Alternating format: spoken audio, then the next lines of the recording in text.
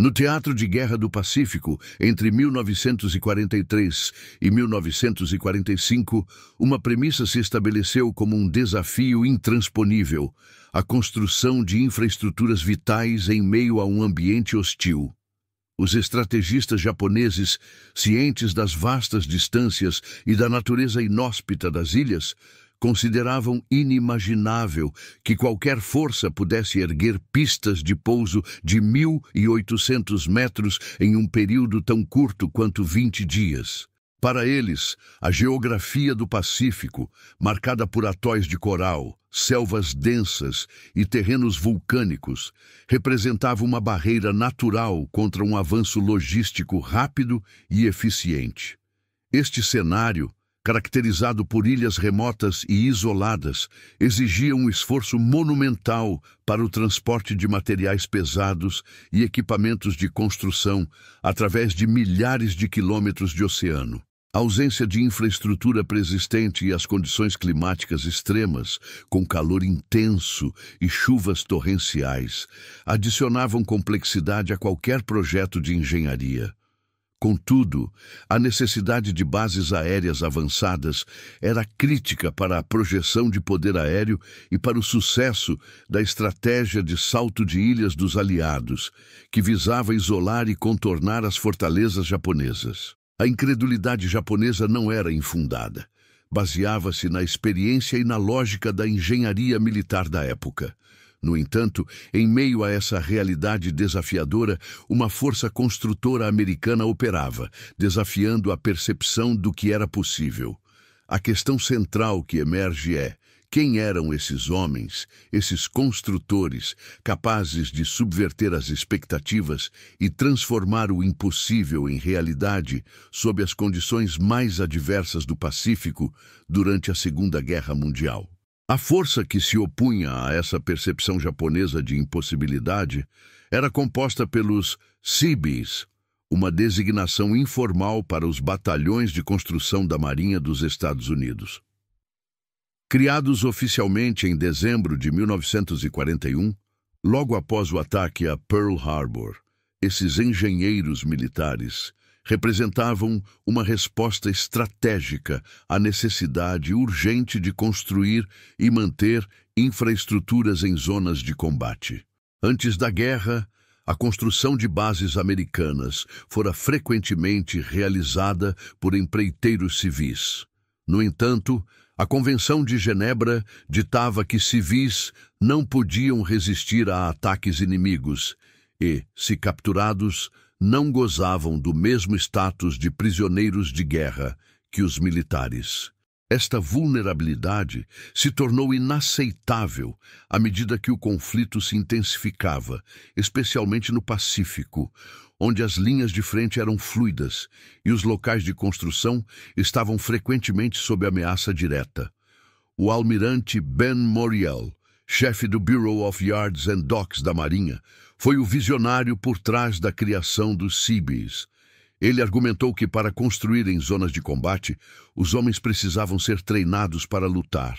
Assim, foi formada uma nova categoria de pessoal militar: homens com habilidades civis em construção, mas treinados como soldados. Eles eram carpinteiros, eletricistas, encanadores, operadores de equipamentos pesados, mecânicos e outros ofícios essenciais, que agora vestiam o uniforme da Marinha e recebiam treinamento em armas e táticas de combate. Essa combinação única de habilidades civis e treinamento militar foi o que os tornou tão eficazes e distintos. A missão principal dos Seabees era clara e abrangente: erguer bases aéreas, portos, estradas, pontes, hospitais, depósitos de suprimentos, sistemas de purificação de água e usinas elétricas em qualquer lugar onde as forças americanas precisassem de apoio. No vasto e desafiador Teatro do Pacífico, isso significava transformar atóis de coral, ilhas vulcânicas e selvas densas em plataformas logísticas e operacionais em tempo recorde. A velocidade era um fator crítico. Uma pista de pouso que normalmente levaria meses para ser construída por métodos convencionais precisava ser concluída em semanas, ou até dias para apoiar o avanço rápido das operações aéreas e navais. O diferencial crucial dos Seabees residia no fato de que realizavam essas tarefas monumentais em tempo recorde sob fogo inimigo. Ao contrário de unidades de engenharia que operavam na retaguarda, os Seabees eram frequentemente os primeiros a chegar em uma ilha recém-capturada, ou mesmo enquanto o combate ainda estava em andamento. Suas escavadeiras e tratores começavam a trabalhar enquanto os fuzileiros navais ainda limpavam os bolsões de resistência inimiga. Isso significava que os canteiros de obras eram alvos constantes de atiradores, ataques de artilharia e incursões noturnas. Os Seabees não apenas construíam, eles defendiam seus próprios locais de trabalho, muitas vezes trocando suas ferramentas por rifles e metralhadoras para repelir ataques inimigos. Essa dualidade de construir e lutar não era um mero slogan, mas uma realidade diária. Em ilhas como Guadalcanal, Tarawa e Iwo Jima, os Seabees operavam sob condições de combate intenso, com o rugido de seus tratores e o som de explosões se misturando. Eles construíram pontes sob fogo de metralhadora, dragaram portos enquanto eram visados por snipers e pavimentaram pistas de pouso a poucos quilômetros de linhas de frente ativas. A capacidade de construir bases vitais com uma velocidade sem precedentes, enquanto simultaneamente se defendiam e, por vezes, participavam ativamente em operações de combate, estabeleceu o tom heróico de sua atuação e os diferenciou de qualquer outra unidade de engenharia militar na história. Eles eram, de fato, os engenheiros da batalha, os arquitetos da vitória no Pacífico.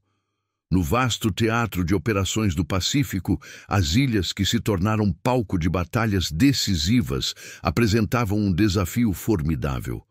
Locais como Guadalcanal, com suas selvas densas e clima úmido, e Iwo Jima, uma pequena ilha vulcânica de terreno irregular e praias de areia escura, eram por natureza inóspitos. A construção de infraestruturas modernas nessas condições exigia um esforço logístico e de engenharia sem precedentes. A ausência de recursos naturais adequados para a construção, a necessidade de transportar equipamentos pesados por milhares de quilômetros de oceano e as condições ambientais extremas, com calor sufocante, chuvas torrenciais e doenças tropicais, complicavam cada etapa do processo.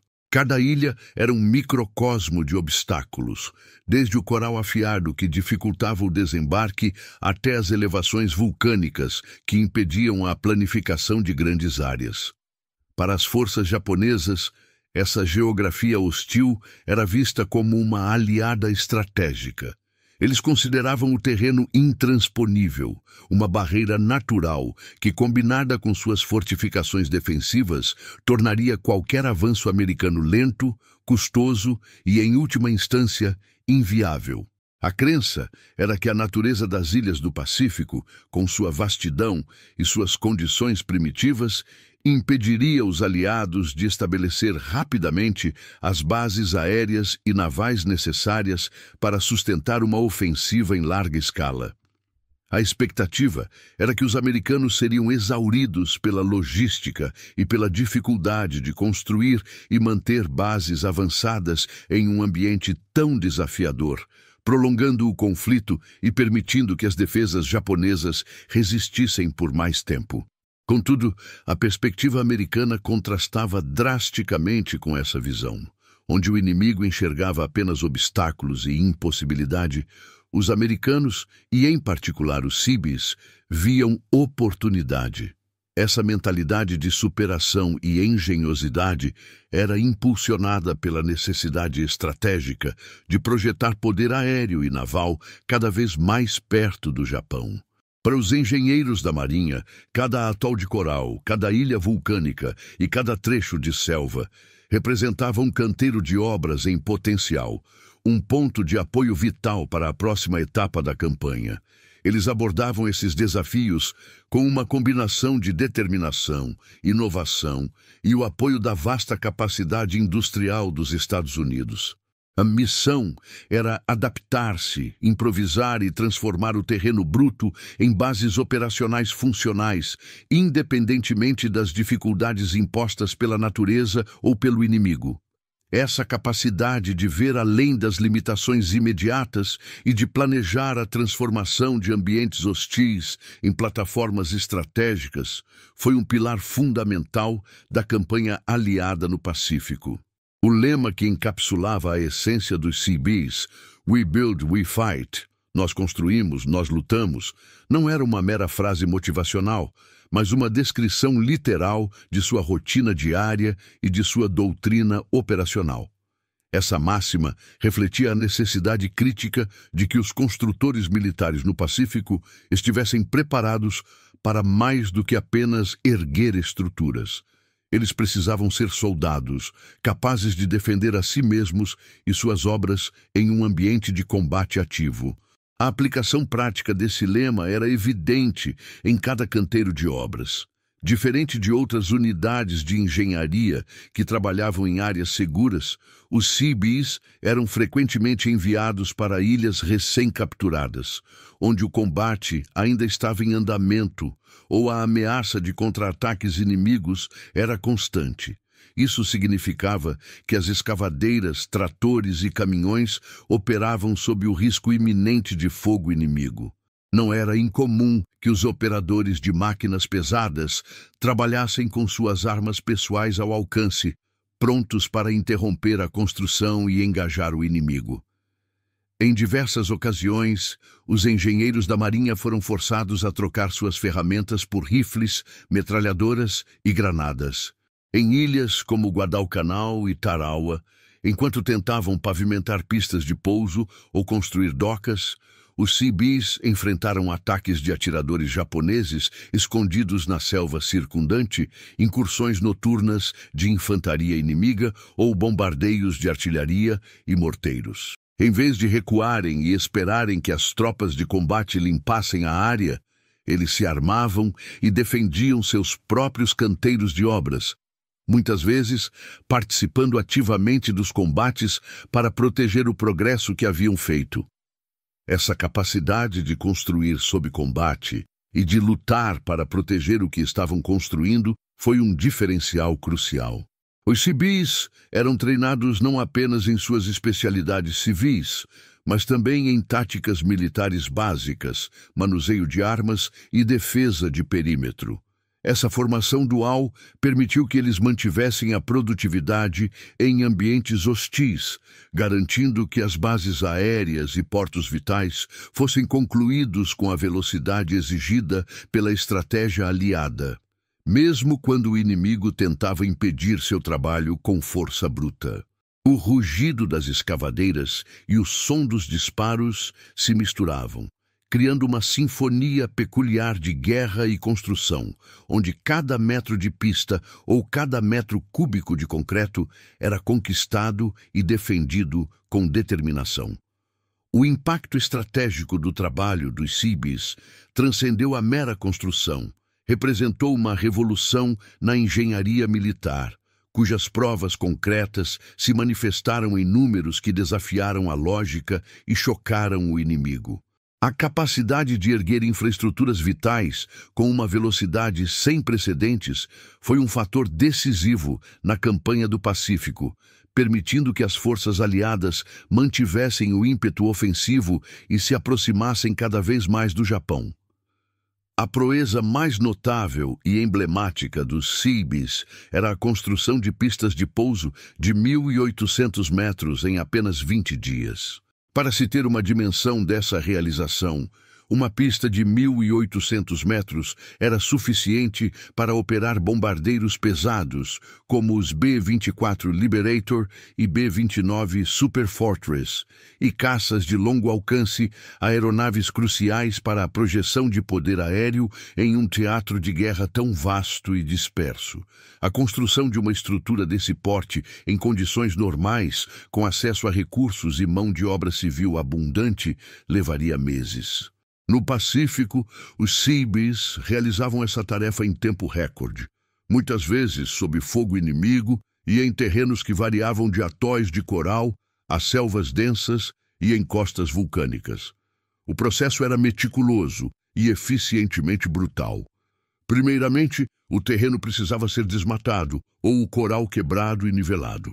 Em ilhas de coral, como Tarawa ou Eniwetok, isso significava pulverizar o coral duro com explosivos, usando depois tratores e escavadeiras para remover os detritos e criar uma superfície base. Em ilhas vulcânicas, a rocha era triturada para servir de agregado. Em áreas de selva, a vegetação densa era derrubada e a terra compactada. Em seguida, camadas de cascalho e coral triturado eram aplicadas e compactadas repetidamente para criar uma base sólida e drenada. Finalmente, uma camada de asfalto ou placas de aço perfuradas, PSP, Pierced Steel Planking, era instalada rapidamente para a superfície final. O trabalho era incessante, 24 horas por dia, com turnos se revezando sob holofotes noturnos. A logística de transporte de equipamentos pesados, combustíveis, explosivos e materiais de pavimentação para ilhas remotas era, por si só, uma operação monumental.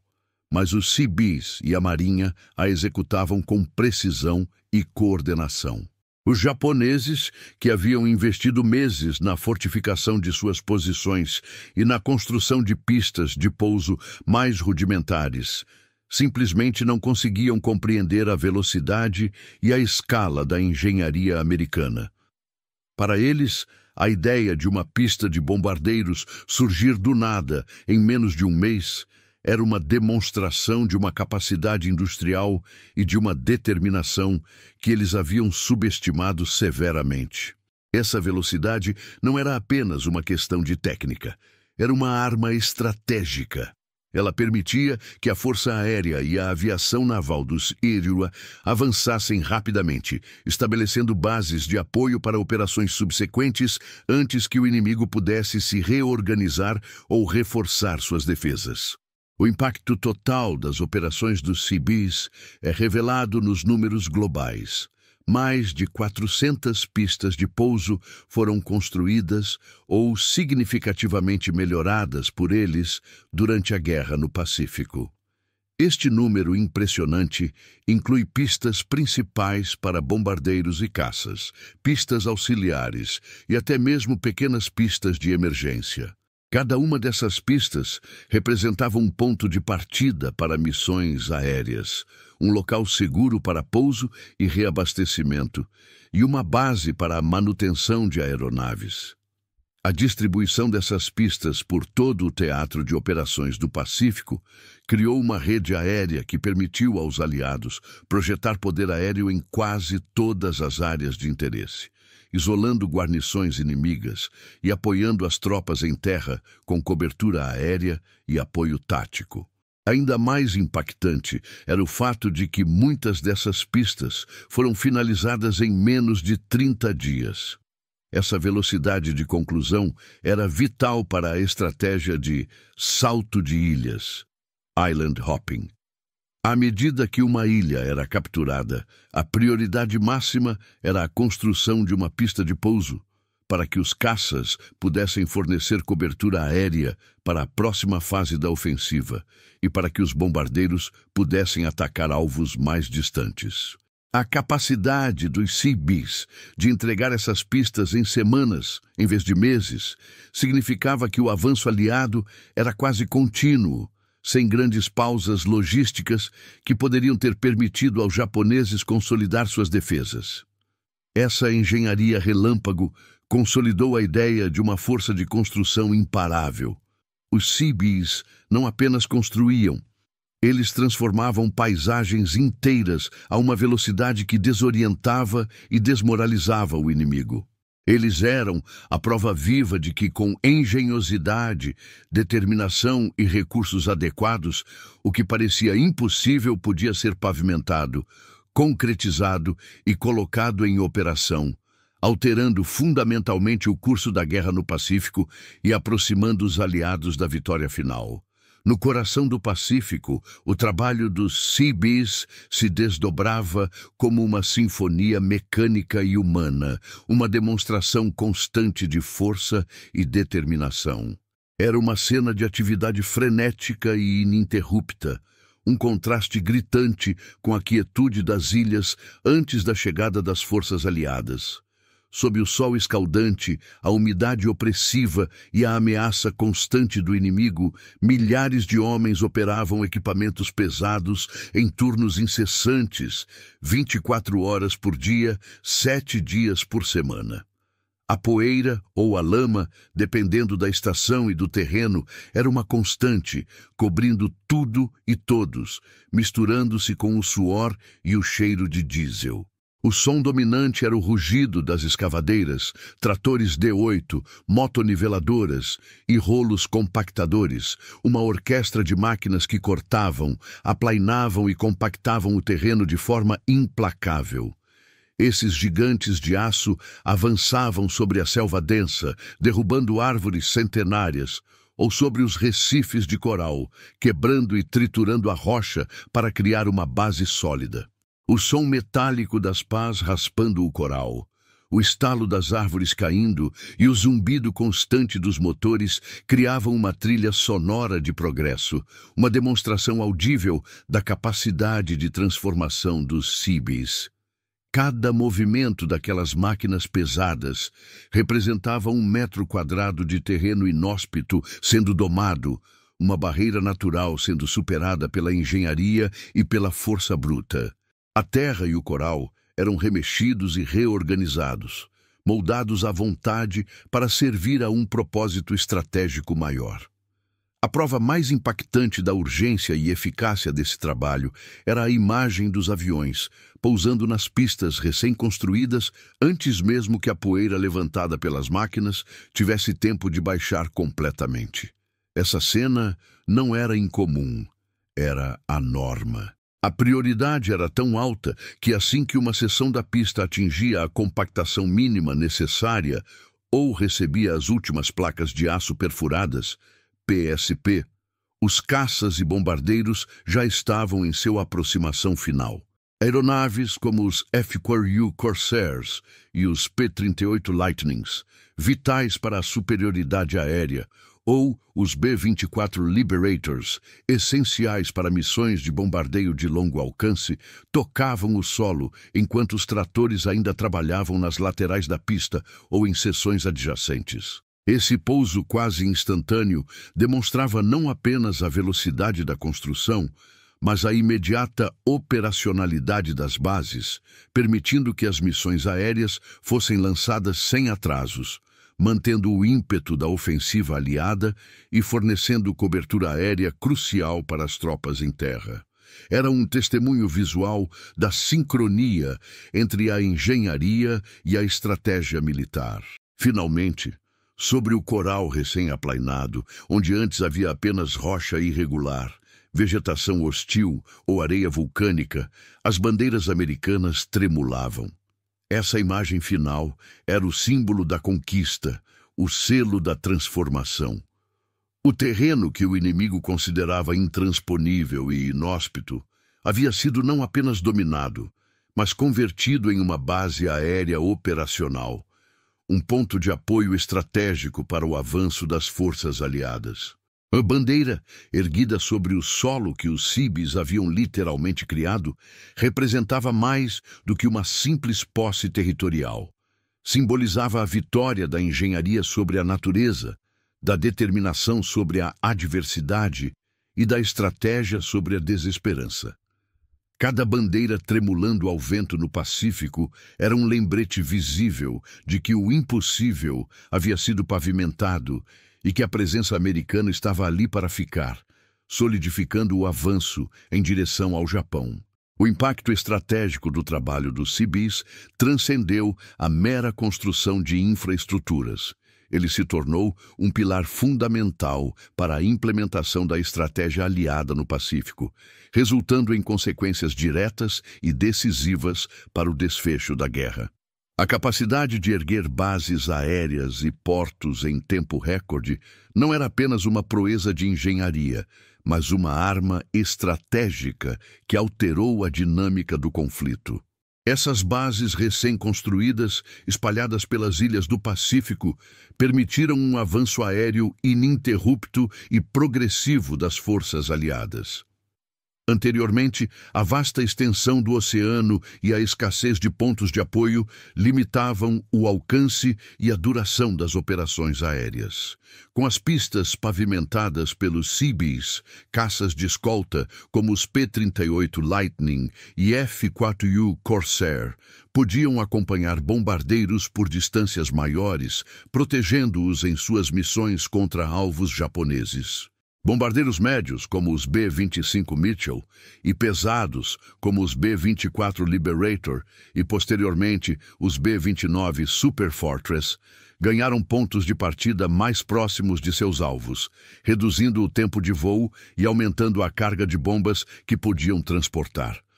Cada nova base aérea encurtava a distância até o próximo objetivo, criando uma ponte aérea que se estendia gradualmente em direção ao coração do Império Japonês.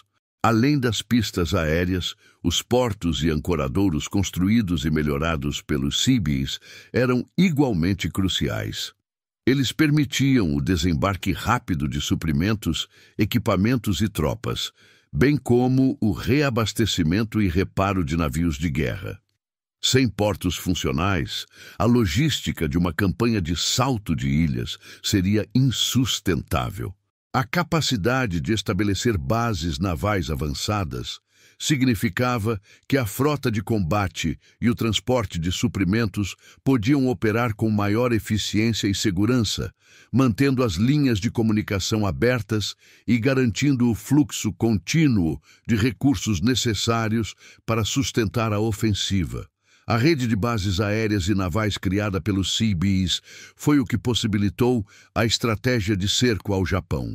À medida que as forças aliadas avançavam de ilha em ilha, cada nova base estabelecida servia como um ponto de estrangulamento adicional para as linhas de suprimento japonesas. Os bombardeiros baseados nessas ilhas podiam atacar comboios navais e mercantes japoneses, interrompendo o fluxo de petróleo, borracha e outros recursos vitais que o Japão necessitava de seus territórios ocupados no Sudeste Asiático. Essa interdição aérea e naval progressivamente isolou as guarnições japonesas nas ilhas remanescentes, privando-as de reforços e suprimentos, o que as tornava mais vulneráveis a ataques diretos ou as forçava à rendição por inanição. O objetivo final era cercar o Japão por todos os lados, não apenas militarmente, mas economicamente. As bases em ilhas como Guam, Saipan e Tinian, construídas com a velocidade e a escala dos Seabees, tornaram-se as plataformas de lançamento para a campanha de bombardeio estratégico de longo alcance contra as cidades e a indústria japonesa. Os B-29 Super Fortress, operando a partir dessas bases, podiam atingir o território japonês com uma frequência e intensidade que antes seriam impossíveis, devastando a capacidade de guerra do Japão e minando o moral de sua população. Sem a velocidade e a capacidade de construção dos Seabees, essa estratégia de cerco teria sido inviável. Um avanço mais lento teria permitido aos japoneses tempo para reforçar suas defesas, transferir recursos e adaptar suas táticas. A demora na construção de pistas e portos teria prolongado a campanha, aumentando as baixas aliadas e o custo da guerra. A capacidade dos Seabees de transformar rapidamente ambientes hostis em bases operacionais negou ao inimigo a oportunidade de consolidar suas posições e de explorar as dificuldades logísticas inerentes ao teatro do Pacífico. Eles garantiram que o ímpeto ofensivo fosse mantido, surpreendendo o comando japonês com a rapidez com que as novas bases surgiam e se tornavam operacionais. Em suma, o trabalho dos Seabees não foi apenas um feito de engenharia, foi um fator decisivo que permitiu a projeção ininterrupta do poder aéreo e naval aliado, a interdição das rotas de suprimento inimigas e o estabelecimento das bases necessárias para o bombardeio estratégico do Japão. Suas construções não eram meros edifícios, mas elementos cruciais de uma estratégia que visava estrangular o Império Japonês, pavimentando o caminho para a vitória aliada no Pacífico. O ponto culminante da campanha no Pacífico, e talvez a maior surpresa para o inimigo, materializou-se na abrupta constatação de que o impossível, aquilo que os estrategistas japoneses consideravam uma barreira intransponível, já estava pavimentado. As pistas de pouso, os portos e as bases logísticas, que deveriam levar meses ou anos para serem construídas em terrenos tão hostis, emergiam da paisagem em questão de semanas, transformando completamente a dinâmica da guerra. A incredulidade inicial dos japoneses, baseada em suas próprias limitações logísticas e de engenharia, deu lugar a uma dura realidade. A capacidade americana de construir sob fogo e em tempo recorde era uma arma estratégica que eles haviam subestimado severamente. A realização tardia dessa capacidade americana gerou um profundo impacto na liderança militar japonesa. Relatórios de inteligência, que inicialmente descreviam a construção de bases americanas em um ritmo acelerado, foram provavelmente recebidos com ceticismo. A ideia de que pistas de 1.800 metros poderiam ser concluídas em 20 dias, ou que centenas de bases surgiriam em todo o Pacífico, parecia fantástica. No entanto, à medida que o avanço aliado se tornava inegável e as novas bases aéreas e navais se tornavam operacionais, a surpresa deu lugar à impotência. A doutrina defensiva japonesa, que contava com a vastidão do oceano e a dificuldade do terreno para retardar o inimigo, foi desmantelada pela engenhosidade e pela velocidade dos Seabees. Seus planos estratégicos foram minados pela capacidade americana de estabelecer pontos de apoio aéreo e naval, em locais que eram considerados inviáveis para tal empreendimento. A impossibilidade de conter essa onda de construção significava que o cerco ao Japão se apertava de forma implacável, sem que houvesse uma resposta eficaz para neutralizar essa vantagem logística. A moral das tropas japonesas, que muitas vezes viam aviões americanos operando a partir de pistas que haviam sido inimagináveis apenas semanas antes, também era afetada, percebendo a escala do poderio industrial e da determinação que enfrentavam. O legado duradouro dos Seabees, portanto, não se restringe às estruturas físicas que ergueram. Eles personificaram a inovação americana e a determinação em transformar o impensável em realidade.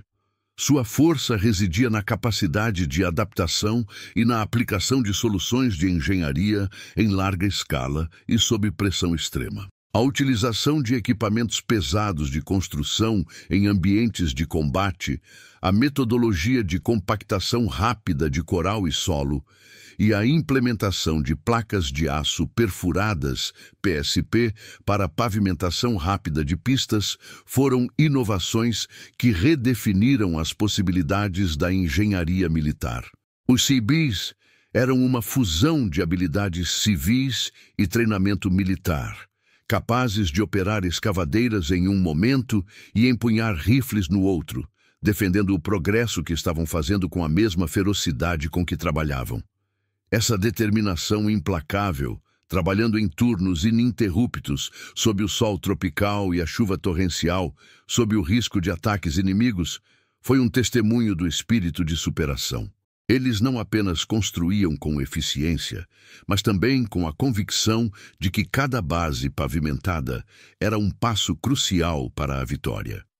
A atuação dos Seabees no Pacífico redefiniu os limites do que era possível no campo de batalha, estabelecendo um novo paradigma para a engenharia militar.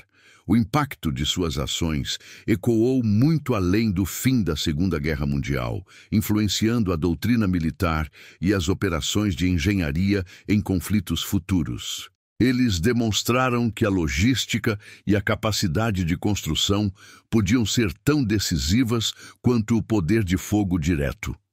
As lições aprendidas sobre a mobilização rápida de recursos, a adaptação de técnicas de construção a ambientes extremos e a integração de engenharia e combate tornaram-se pilares do planejamento militar moderno.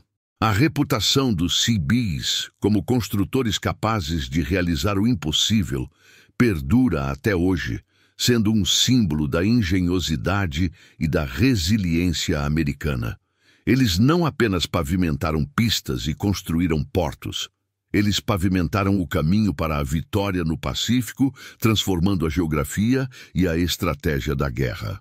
Sua contribuição foi um lembrete contundente de que, com determinação e inovação, barreiras naturais e desafios logísticos podem ser superados, reescrevendo as expectativas do que se pode alcançar em tempos de conflito.